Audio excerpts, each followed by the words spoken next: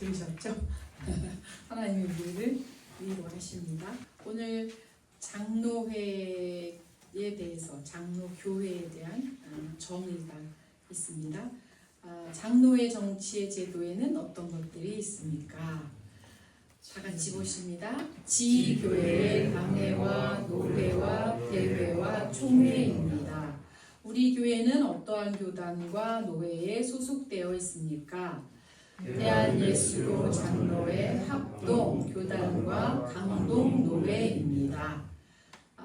강원도 노회, 강원도에 소속해 있는 작은 노회, 시찰과 당회 또 이렇게 되어 있는데, 시찰이 노회에 소속이 되어 있습니다. 그리고 노회 위에는 총회가 있다, 그런 얘기입니다. 우리 교회의 조직은 무엇입니까? 공동의회와 당회와 재직회입니다. 우리 교회 담임 목사님의 이름은 무엇이며 교회 내에서 그 역할은 무엇입니까? 1. 손호경 목사님이며 2. 교회를 대표하여 목회하며 3. 공동의회 당회와 재직회를 인도합니다. 교회의 순서적인 그런 모임을 의미하는 것 같습니다. 잘 보시고, 우리 요즘은 어디 측이냐 뭐 이런 얘기 많이 하죠. 그래서 또 너무 많은 시사가 되어서 교회들이 코로나 이후에 상당히 어려운 문제들을 겪기도 하고 있습니다. 그래서 공중파를 통해서 교회들이 계속 일어나고 있는데, 신천지다 또 장로회다 너무 많은데 사실 이단과 정통 교단에 대한 것만 분리를 하시면 그렇게 큰 혼란은 없습니다. 찬송가 88장 부르시겠습니다.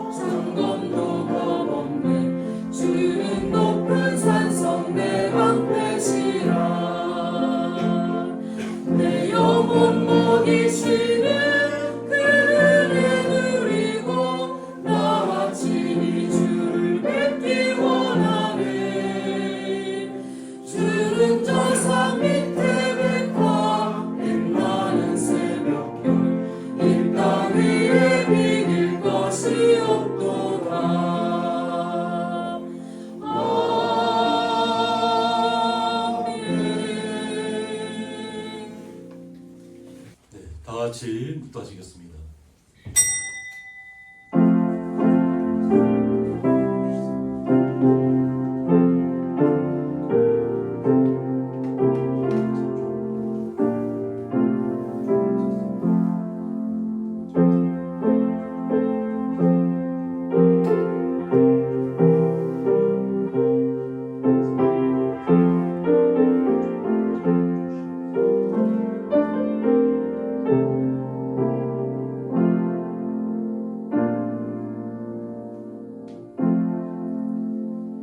성령이시니 예배하는 자가 신령과 진정으로 예배할지니라.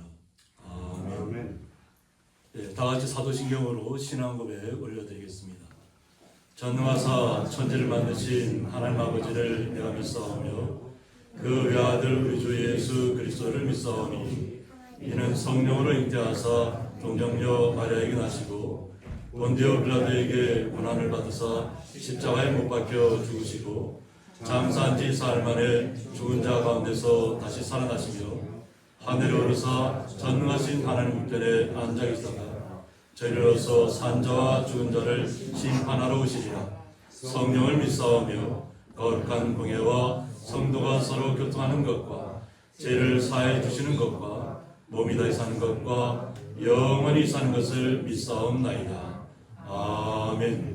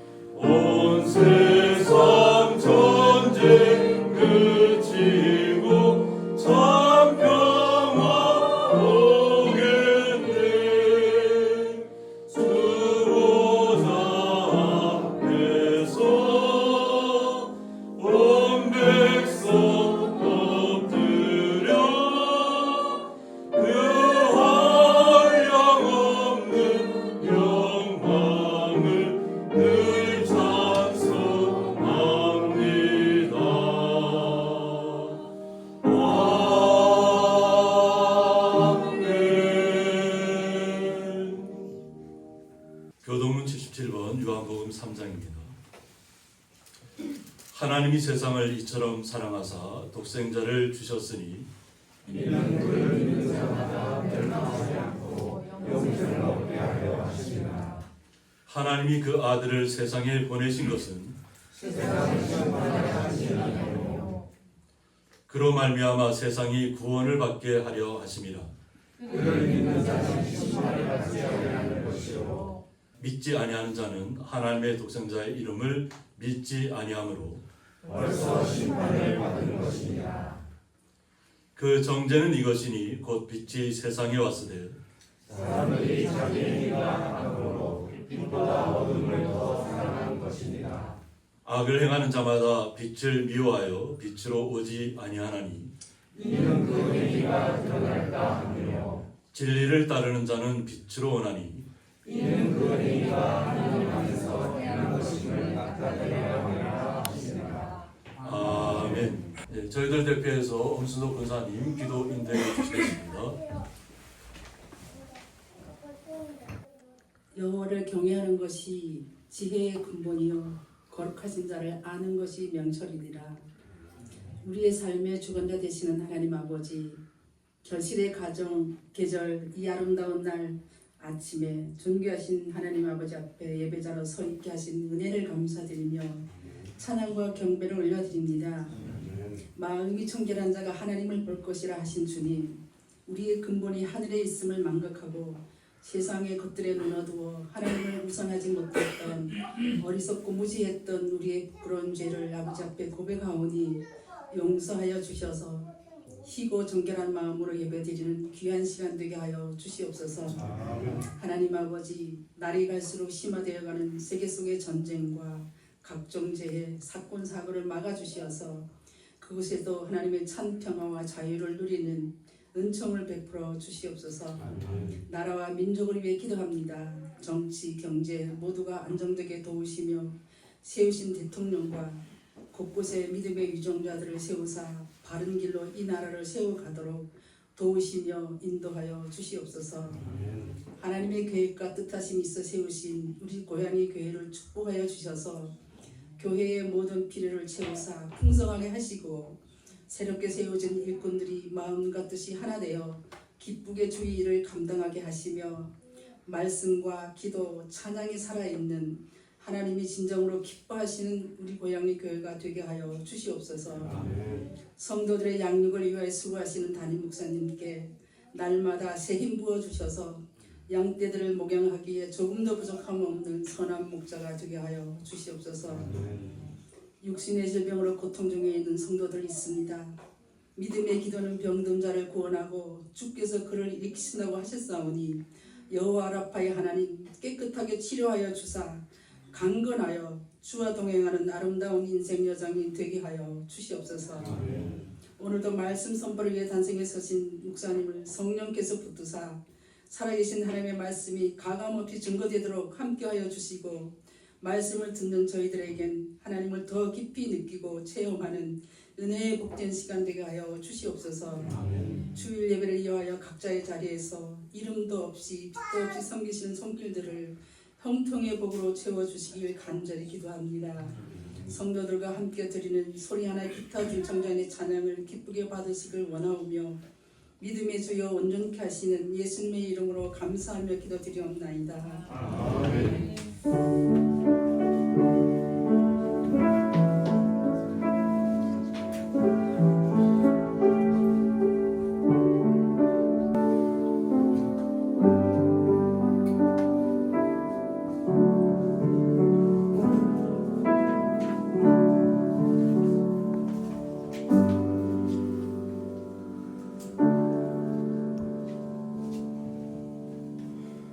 성경 말씀은 신약성경 마가복음 14장 3절부터 9절까지 함께 읽도록 하겠습니다.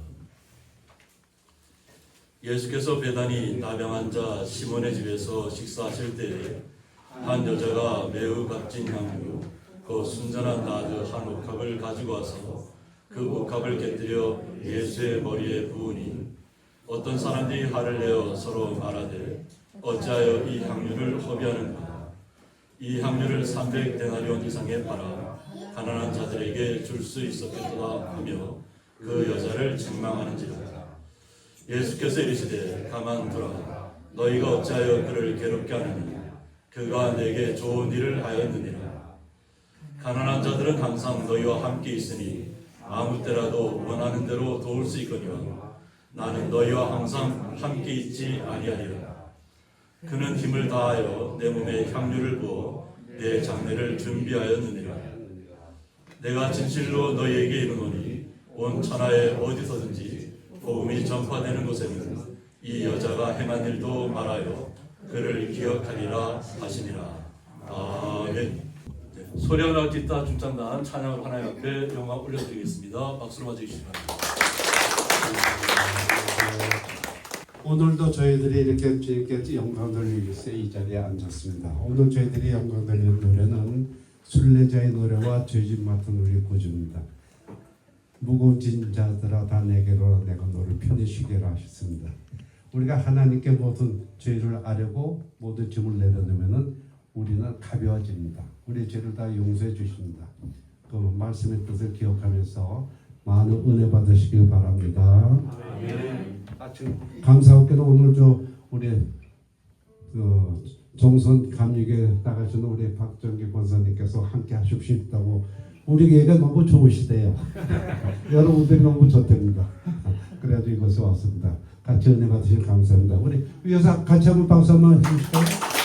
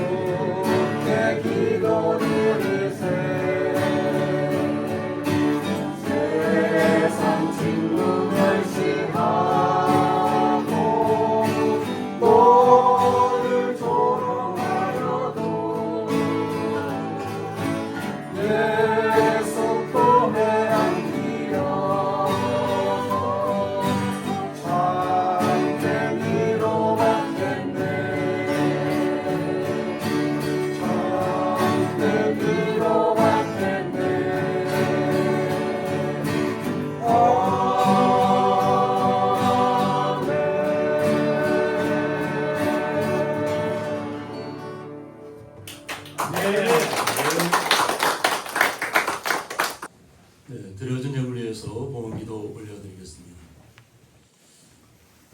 하나님 아버지, 주님께서 저희들을 사랑하여 주셔서 악천후와 비가 계속되는 가운데서도 주님의 은혜를 잊지 않고 주님의 날을 맞이해서 주님의 날에 수고하고 땀 흘린 것을 통해서 11조와 각종 감사의물을 주님 앞에 올려드렸습니다. 이 올려진 예물들 주님 온전히 휴명하여 주셨고 사랑하는 주의 성도들 마음속에 주님께서 주시는 놀라운 기쁨과 사랑이 항상 흘러넘쳐서 주님께서 더욱더 힘있게 하시고 더욱더 능력있게 하여 주셔서 이 땅에서 모든 일들을 잘 감당할 수 있도록 복의 복을 더하여 주옵소서. 그 놀라우신 주님의 사랑에 감사하며 예수님의 이름으로 기도드리옵나이다. 아멘.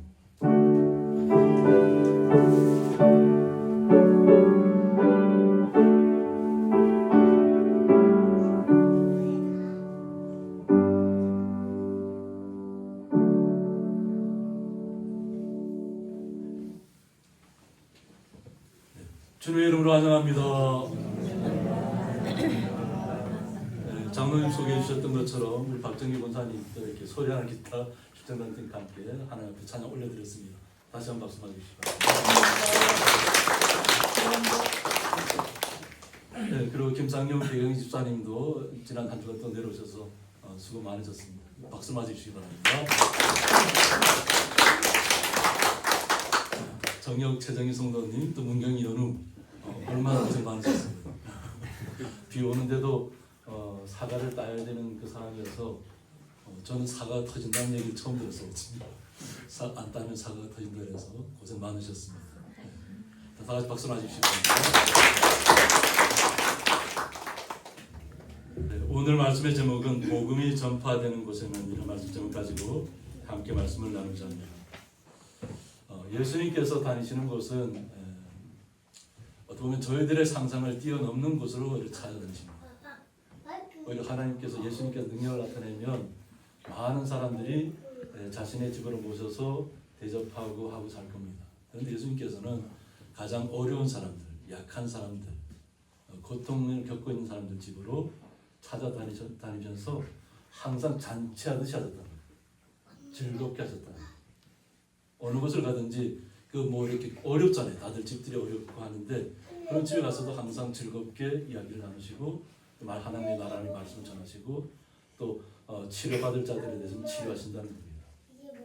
그러면 우리 교회를 기점으로 따져보면 예루살렘, 여기가 만약 예루살렘이라면 바로 올리브산이 감람산이 있습니다. 감산이 있고 감산 고개를 넘어가면 한 3km쯤 넘어가면 제가 이렇게 비유를 많이 들죠. 이렇게 상승 쪽으로 가면 그것이 아마 이렇게 베다니라는 마을쯤 될 겁니다. 또 우리가 마을 초입으로 따져도 마찬가지죠. 마을 초입에서도 한 교회까지는 한 3km 정도 됩니다. 그 정도 거리에 떨어져 있는 곳인데 산 등성 하나를 넘어가서 있는데 그곳에는 어떤 사람들이 사냐면 주로 이렇게 오늘 제가 이렇게 무화과 나무 열매와 야자 나무 열매를 동시에 이렇게 챗GPT는 뭐 그대로 해달라는 대로 해주니까 그런데 동시에 다 날 수가 없죠. 열매가.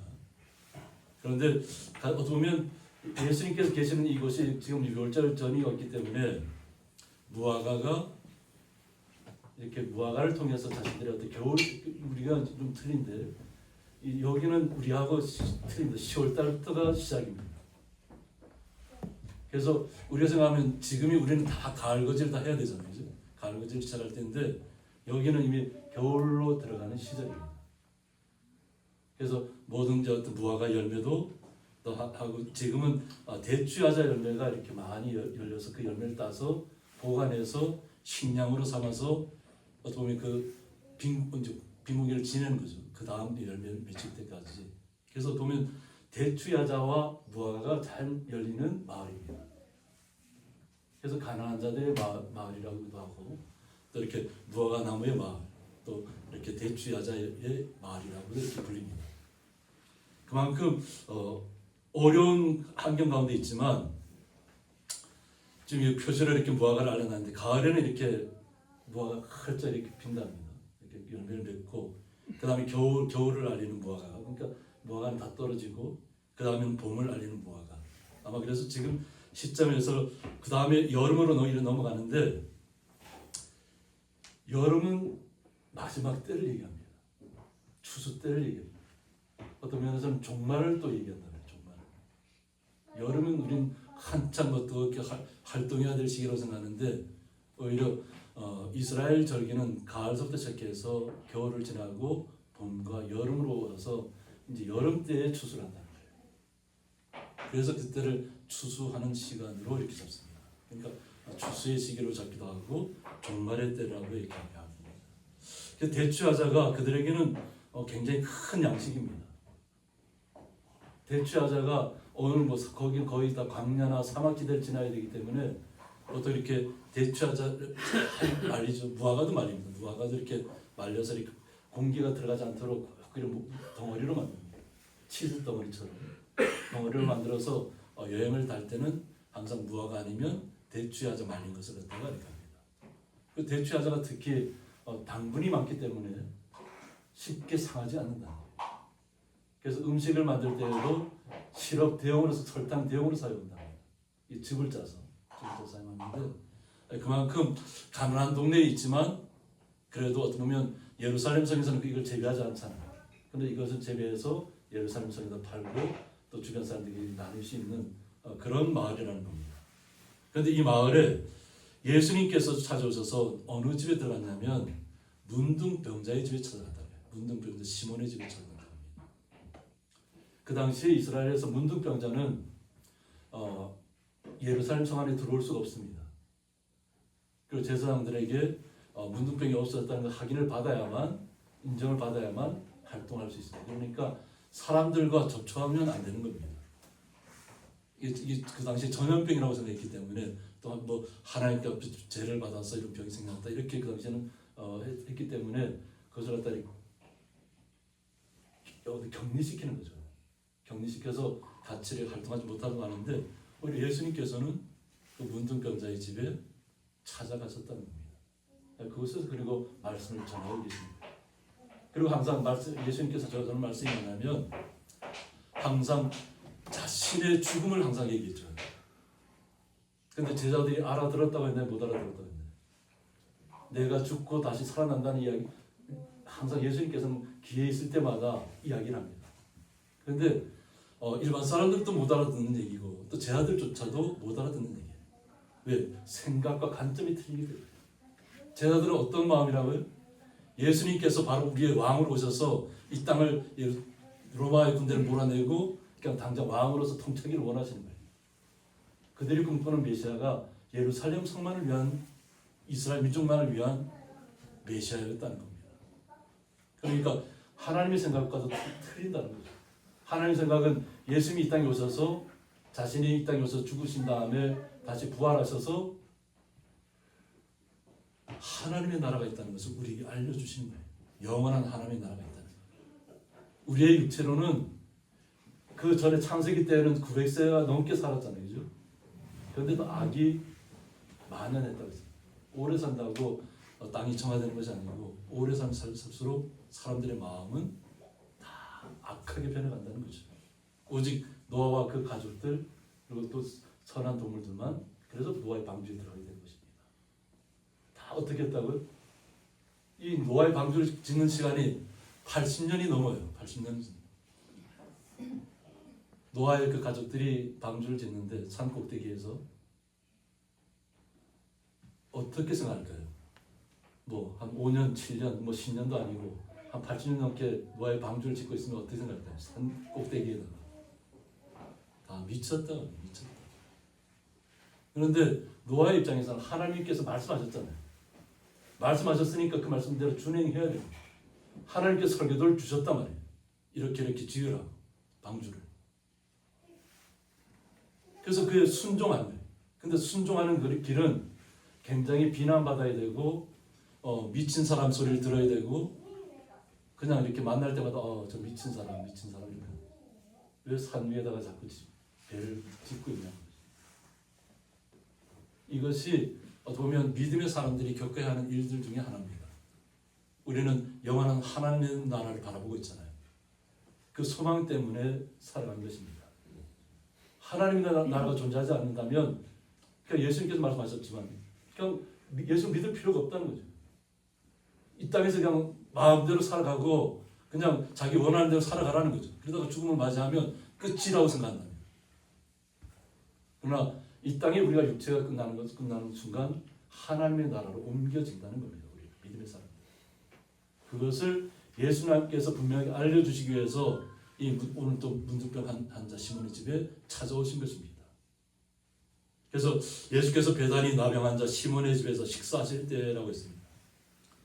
그래서 음식을 이렇게 그 당시에는 이렇게 보통은 앉아서 이렇게 걸터 앉는다 그래요. 그러니까 비스듬하게 걸터 앉아갖고 식탁도 이렇게 낮게 돼 있겠죠. 낮게 돼 있으면 거기서 음식을 먹으면서 서로 이야기하면서 음식을 즐기는 거예요. 그러니까 우리처럼 그러니까 우리나라 사람은 보통 식사 타임 하면 시작하면 한 몇 분이면 다 식사 마칠 거예요. 5분이면 마칩니다. 길어야 10분, 15분을 못 넘어갑니다. 15분 넘어가면 왜 저렇게 늦게 먹냐고 내가 막 타박을 줄 겁니다. 근데 외국은 어떻다고요? 외국은 가면 보통 기본 30분은 서로 이야기를 나누고 포도주를 나누고 포도주가 그렇게 많이 마시는 것도 아니잖아요. 그죠? 포도주 잔에 한 5분의 1 정도 이렇게 채워놓고 거기서 향기를 맡아가면서 식사하면서 담수하면서 그러면서 식사하는 게 즐겁게 하는 거예요. 아마 이제 우리나라 식사하는 것으로 이해하시면 안 됩니다. 그래서 좀 이렇게 여유롭고 기쁘고 이렇게 식사를 하고 있는 가운데 한 여자가 매우 값진 향유를 가지고 나타납니다. 요한복음에서는 마리아라고 얘기합니다. 값진 향유를 갖고 나타나는데 곧 순전한 나드라고 합니다. 이 나드라는 것은 뭐냐면 나르도스라고 해서 향기 나다라는 뜻을 여기에서 향기가 난다는 겁니다. 그래서 산스크리트어로 나라다의 헬라어 음력인데 히말라야나 인도의 산지에서 자생하는 감송향 뿌리에서 채취한 고급 향유를 말한다고 했습니다. 히말라야나 인도의 산지, 아주 고산지입니다. 그러니까 일반 사람들은 감히 이 향유를 가질 수 없다는 거예요. 또 비싸기도 하고. 그 히말라야나 인도에서부터 가져와야 되니까 상인들 통해서 낙타를 통해서 갖고 올 텐데 얼마나 비싸겠어요. 그런데 이 순전한 나드 한 옥합을 가지고 왔다는 거예요.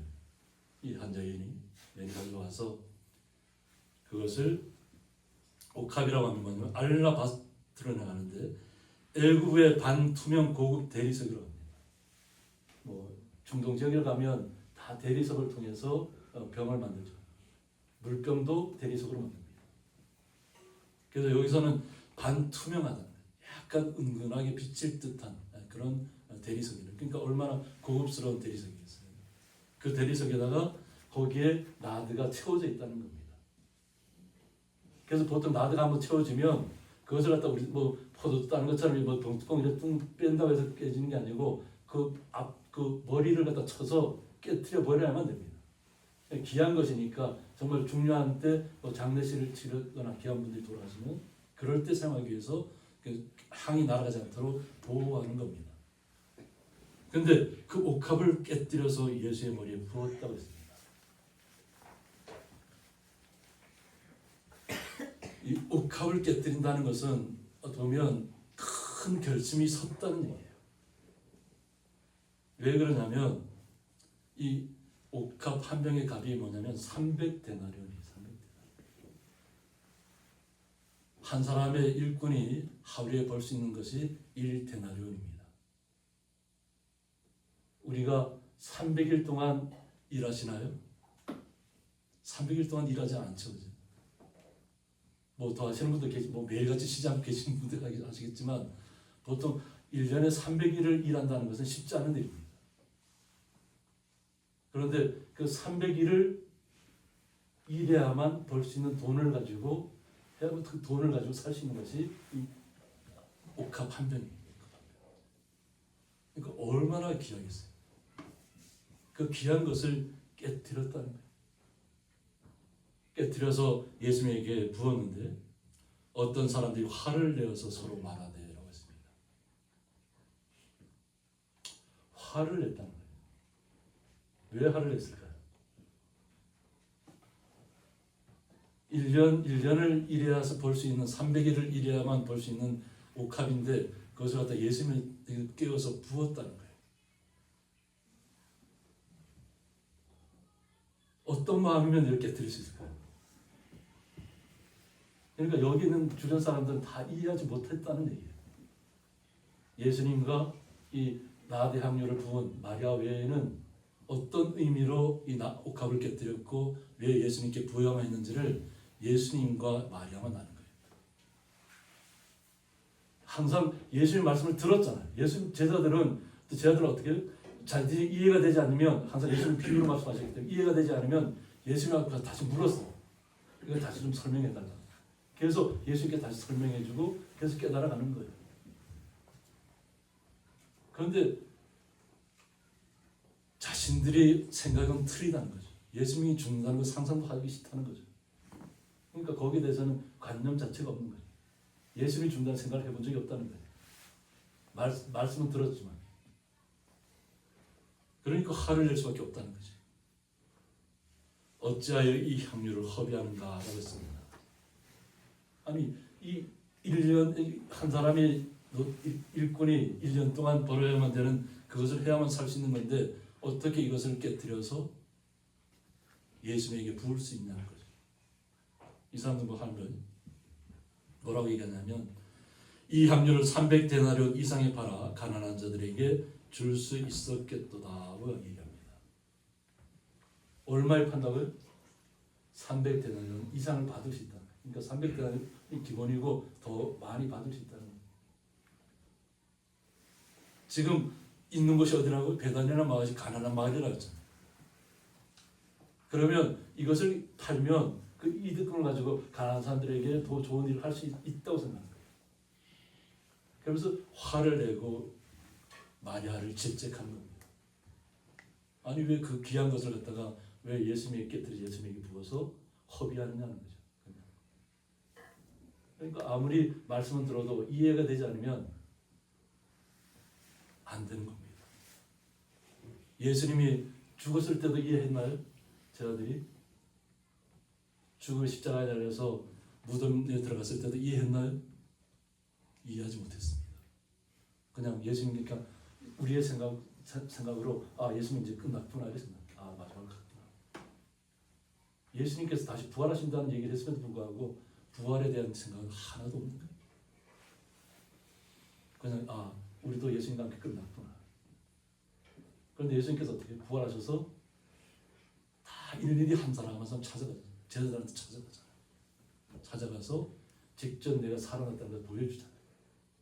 도마가 믿지 못하는 것 같아. 직접 손을 넣어보라고 얘기했어요. 찔러보라. 옆으로 옆손. 그리고 나서 다시 제자들이 새롭게 변화를 받잖아요. 예수님께서 40일 동안 이 땅에 계시면서 제자들을 다시 한번 마음을 다시 영원한 세계가 있다는 걸 알려주잖아요. 그것을 깨닫고 제자들이 다 흩어지잖아요. 그래서 얘기하면 도마는 인도에 가서 선교하다가 그곳에서 죽음을 맞이했다고 얘기해요. 그래서 인도에 있는 사람들이 또 아시아 쪽으로 이렇게 전파했다는 얘기도 있습니다. 그래서 배를 타고 이렇게 계속 이동하는 시간이 됩니다. 그것처럼 변화받기 전에는 깨닫지 못한다는 겁니다. 변화받기 전에. 내가 안다고 하면서도 성경 지식에 대해서 많이 안다고 하면서도 하나님 나라를 꿈꾸지 않는다면 그건 아는 것이 아닙니다. 우리가 이 땅에 사는 것은 하나님 나라를 소망하기 때문에 살아가는 것입니다. 그런데 주변에서 어떤 사람들은 그냥 책망하는 자, 좀 책망하는 거예요. 그 여자를 책망하는지라. 그러니까 보면 거기에는 가룟유다도 있었을 거 아니에요. 가룟유다는 돈 맡은 사람이잖아요. 그러니까 그 팔아서 나한테 줬으면 내가 이것을 갖다가 예수님께서 뭐 명령하신 대로 이렇게 가난한 사람들에게 다 이렇게 쓸 수 있지 않나, 그런 자기 나름대로 합리성을 갖고 있는 거예요. 그러면서 어떤 면에서 자신은 예수님을 대신해서 질책한다고 생각했을 수도 있어요. 반대로 예수님의 뜻은 모르고 자기의 스스로 생각해서 내가 예수님을 대변해서 왜 그것을 갖다가 이렇게 허비하냐고 질타할 수도 있습니다. 이것이 사람마다 다 틀리다는 거예요. 각자 생각마다 바라보는 시각마다 어떤 하나의 사건을 두고 다 생각이 다 틀리다는 거예요. 우리는 예수님의 생각에 집중해야 될 점 있습니다. 예수님께서 어떤 말씀하셨는지. 예수께서 이르시되 가만두라고 했습니다. 책망받을 때 그 책망받는 그 여인 마리아는 어떤 마음이었을까요? 자신은 예수님을 향해서 예수님의 죽음을 준비하는 마음으로 그 1년 1야 볼 수 있는 것을 이렇게 드려서 예수님의 이렇게 부었는데, 그리고 자신의 머리털로 예수님의 발을 이렇게 닦았는데, 사람들은 그 마음을 몰라준다는 거죠. 자신의 마음을 모르는데 들려오는 소리는 질타고 책망입니다. 왜 허비하냐? 그런데 예수님께서 가만두라고요. 너희가 어찌하여 그를 괴롭게 하느냐? 어찌하여? 왜 그 여인을 향해서 괴롭게 하느냐? 그가 내게 좋은 일을 하였다고 말씀합니다. 예수님은 아시는 거잖아요. 마리아가 어떤 마음으로 향유를 가져와서 그것을 깨뜨리면서 제 생각에는 그래요. 말씀 묵상을 보면 마리아의 마음이 얼마나 슬펐을까. 어떤 육신의 생각을 하면 예수님께서 죽으셔야 되잖아요. 아직까지 자신은 부활 말씀은 들었지만 부활을까지는 아직 마리아도 못 믿는 거예요. 근데 죽어야 한다는 것은 안 돼요. 우리를 위해서 죽으신다. 그래서 자신은 예수님의 죽음을 준비하기 위해서 그 옥합을 깨뜨려서 예수님 앞에 나아갔는데 사람들의 생각은 뭐예요? 그 자기의 마음을 하나도 알아주지 않는 거예요. 왜? 가난한 사람들 생각하지 않는다는 거죠. 가난한 마을에 있으면서. 그런데 예수님께서 뭐라고 말씀하시냐면 가난한 자들은 항상 너희와 함께 있다고 말씀합니다. 가난한 자들은 항상 너희와 함께 있다. 아무 때라도 원하는 대로 도울 수 있다고 말씀합니다. 마음만 있으면 언제든지 도울 수 있다는 겁니다. 그런데 예수님께서는 나는 항상 너희와 항상 함께 있지 아니하리라고 말씀합니다. 예수님은 너희와 항상 함께 있지 않는다는 거예요. 이것은 뭐지? 육신의 모습으로 항상 함께 있지 않는다는 거예요. 제 아들은 지금 육신의 모습을 보고 있잖아요. 그런데 예수님께서는 이미 죽고 부활한 모습 이후의 세계를 이미 말씀하고 다시 한번 얘기하는 겁니다. 너희와 항상 함께 있지 않는다는 거예요. 그러니까 책망하는 것이 잘못되었다는 것을 이야기하는 겁니다. 너희들은 아직도 깨닫지 못하고 있구나라는 겁니다. 말씀은 들어도 반복해서 들어도 깨닫지 못하면 하나님의 나라를 알 수가 없습니다. 말씀에서는 하나님의 나라가 그려져 있잖아요. 우리가 상상할 수 없는 세계가 하나님 나라가 성경 속에 말씀 속에 그려져 있습니다. 그것을 우리가 마음의 눈을 깨쳐야 됩니다. 마음의 눈을 뜨셔야 됩니다. 우리의 육신의 눈이 있고 영의 눈이 있습니다. 앞을 보지 못하는 사람은 더 귀가 발달되어 있습니다. 주변의 소리에 굉장히 민감합니다. 눈을 뜨고 있는 사람이 갖지 못한 오감들을 다 사용합니다. 앞을 보지 못한 데서 영적인 부분이 끼어있지 않은 것이 아닙니다. 제가 알바는 열한교회도 이렇게 거기는 앞을 보지 못하는 권사님이 계세요. 안수 집사님인데 항상 피아노 반주를 합니다. 이미 머릿속에 이미 다 그려져 있는 거예요. 피아노 이 건반 자체가 다 그려져 있어서 앞은 보지 못하지만 그것을 이미 머릿속에 다 그 찬양을 다 있고 찬양 반주를 하는 겁니다. 지금 연세가 좀 많이 드셔서 지금 못 하신다는 얘기 좀 들었습니다. 근데 제가 전에 이렇게 항상 이렇게 부흥회라든가 이렇게 같이 연합해서 하게 되면 그 안수 집사님이 항상 아픈 보지 못하면서 피아노 반주 다 건반 앞에 앉아 있어요. 그것이 우리에게 은혜입니다. 아픈 보지 못하여도 이미 마음속에 주님의 나라를 소망하고 살아가는 거예요. 그러면서 얘기합니다. 그는 힘을 다하여 내 몸에 향유를 부었다. 힘을 다하여서 향유를 부었다. 힘을 다하여서. 향유 그 한 병을 깨뜨리기까지 얼마나 고심했겠냐는 거예요. 마음이 아파했겠냐. 생각을 해보세요. 1년을 이래야 볼 수 있는 것 같다가 한순간에 깨뜨려버리고 기름은 흘러버리면 다시 주워 담을 수 있나요? 주워 담을 수 없습니다. 다시 쓸 수가 없어요. 그런데 그것을 깨뜨리고자 하는 그 마음속에 나왔을 때는 정말 온 마음과 정성을 다 했다는 거예요. 그래서 예수님 앞에 나왔는데 들려오는 주변의 제자들 소리는 책망하는 소리밖에 없고 자기를 질타하는 소리밖에 없다는 거예요. 그런데 예수님께서는 내 장례를 미리 준비하였느니라고 말씀합니다. 내가 이미 죽을 것을 알고 향유, 죽고 나면 보통 우리가 이렇게 채웁니다. 채운 다음에 다른 냄새가 나지 않도록 기름을 한번 채우는데 그런 역할을 합니다. 이것은 여인의 마음은 오직 주님만이 알아주시는 거예요. 우리 성도님들도 마찬가지입니다. 우리가 주님 앞에 나와서 선한 일을 하고 복음을 전하고 복음 전할 때마다 들려오는 소리가 있다면 어떤 소리일까요? 우리 처음부터 복음을 잘 받아들인 분들이 없을 겁니다. 그럼 그 비난을 어떻게 해야 돼요? 기쁨으로 감당하셔야 됩니다. 그리고 복음은 내가 전하는 것이 아닙니다. 우리는 그냥 하나님께서 말씀하신 대로 그냥 그 역할을 감당하는 거죠. 그런데 그 소리 들려오는 소리가 믿지 않는다든가 나를 이렇게 나가라고 한다든가 이러면 어떻게 한다고요?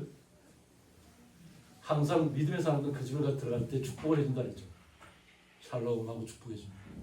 하고 나올 때 어떻게 한다? 만약 받아들이지 않으면 그냥 발을 툭툭 털어버리고 그냥 나오시면 됩니다. 거기에 같이 내가 전하는 말이 맞으니까 이것을 믿지 않으면 안 된다. 계속 싸울 필요가 없다는 거예요.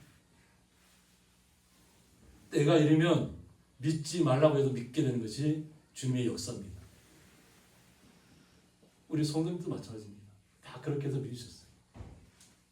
강요해서 믿은 게 아니라 자원하는 마음으로 믿음의 길을 나왔다는 겁니다. 주님께서 부르셨기 때문에 나온 겁니다. 누가 가서 전됐기 때문에 나온 게 아니에요. 제가 가서 전됐기 때문에 권사님 나오신 게 아니에요. 그죠? 주님께서 이끄셨기 때문에 나오신 거예요. 우리의 역할은 주님께서 말씀하신 대로 우리가 선한 모습을 보이고 그 복음으로 믿는 사람들은 어떤 모습인가를 나타내는 것입니다. 받아들이지 않으면 아직은 때가 아닌가 보다 하고 더 기도해 주시면 됩니다. 주님께서 여실 그분의 마음을 열 시간을 기다리시면 됩니다. 그리고 축복해 주시는 거예요. 이것을 우리는 마음속에 잘 간직해야 될 줄 믿습니다. 그래야만 우리가 주님께서 원하시는 뜻을 잘 이행할 수 있습니다. 그래서 내가 오늘 한 사람을 전도했다 해서 내가 뛰어나서 말솜씨가 뛰어나서 내가 상관을 너무 잘해서 잘 대해줘서 그렇게 해서 그것은 나의 영광으로 돌리면 그건 실패자입니다. 실패. 오히려 내가 복음을 잘 그분에게 전달해서 그걸 믿으면 그것은 주님께서 역사하신 걸 믿고 주님께 영광을 돌리시면 됩니다. 그러면 복음을 받아들이는 사람도 복음을 전하는 사람도 모두 승리자가 되는 것입니다. 그래서 주님께서는 내가 진실로 너에게 이르노니 온 천하에 어디서든지 복음이 전파되는 곳에는 온 천하를 얘기합니다. 예수님께서 이미 미래를 다 내다보고 계시잖아요. 이스라엘 사람들은 더 완고해져서 유대인들은 더 완고한 모습 때문에 예수님을 믿지 않잖아요. 그 중에 가장 완고했던 자가 가말리엘 수하의 누구라고요? 사울이었다고 해요. 사울이 이름의 뜻이 뭐라고요? 높은 자라는 뜻을 갖고 있어요. 존귀한 자라는 뜻을 갖고 있어요.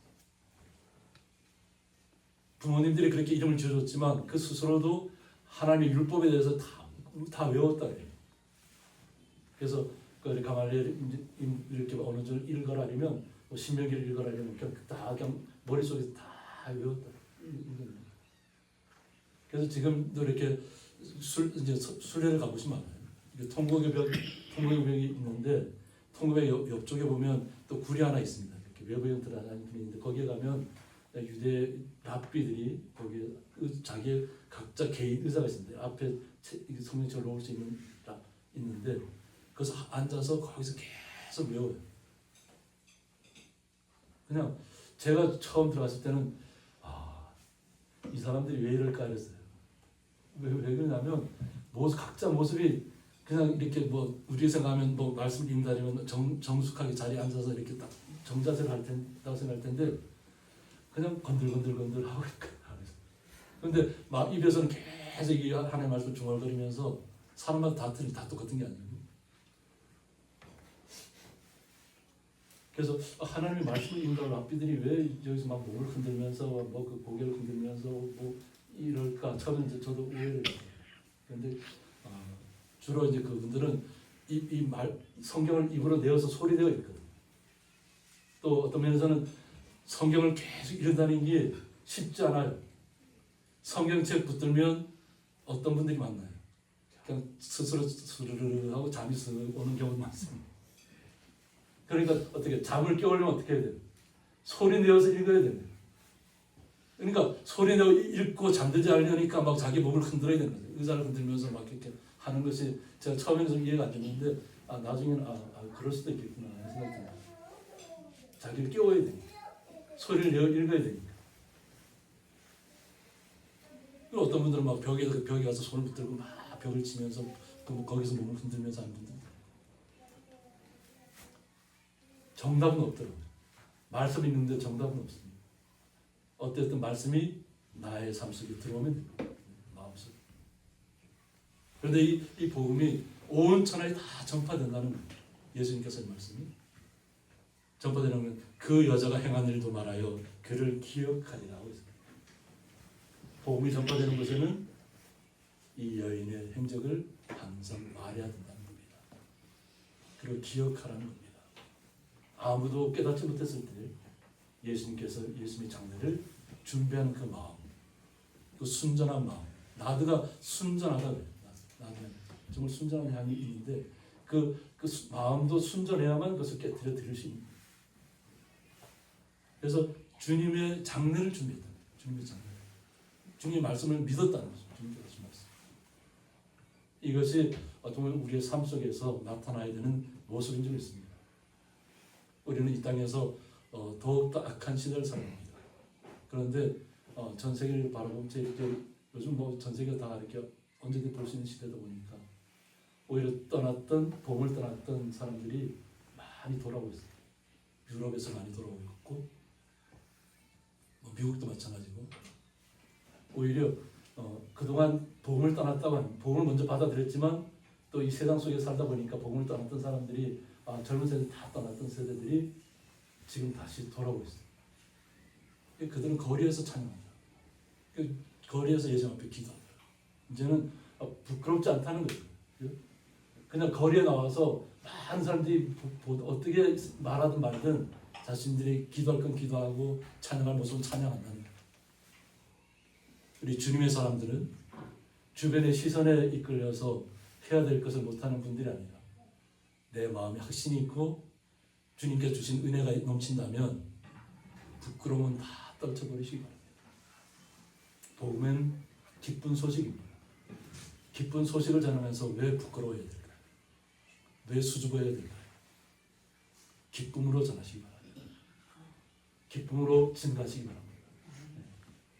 그리고 그것을 받아들이지 않는 분이 있다 할지라도 아직 때가 아니었다고 주님께서 역사하실 것을 기대하면서 더욱더 축복하시기 바랍니다. 함께 기도하겠습니다.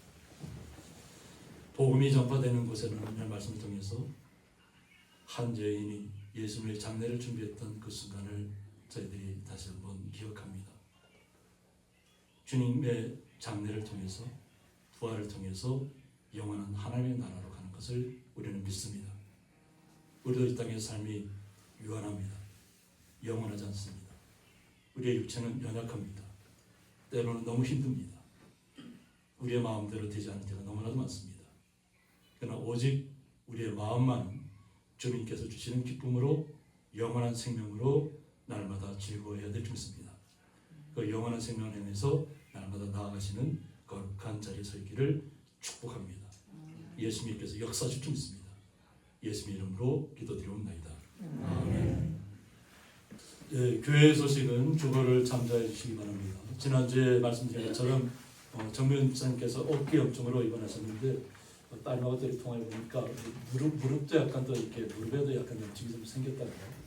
그래도 계시면서 치료하면 가능한 일이기 때문에 성원 집사님도 그동안 또 사회분이 와서 이렇게 같이 함께 있다가 어저께 또 이렇게 모시고 올라가서 딸님 둘째 딸 집에서 이렇게 거하고 있다가 아마 이렇게 정면 집사님 치료가 다 끝나면 같이 이렇게 모시고 이렇게 내려오기로 예정되어 있습니다. 그래서 회복 잘 하시고 기쁨으로 돌아올 수 있도록 기도해 주시기 바랍니다.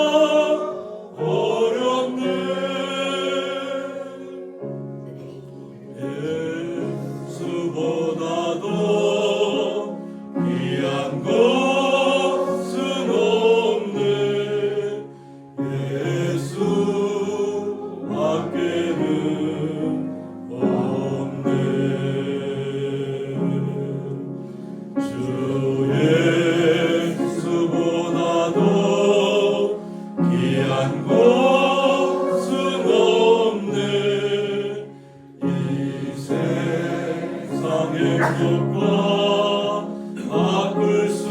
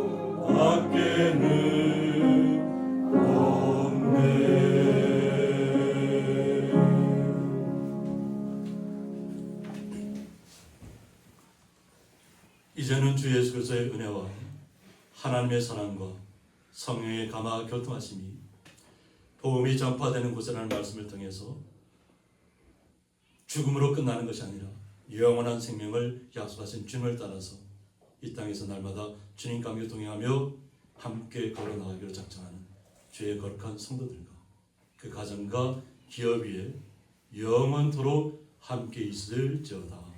아멘.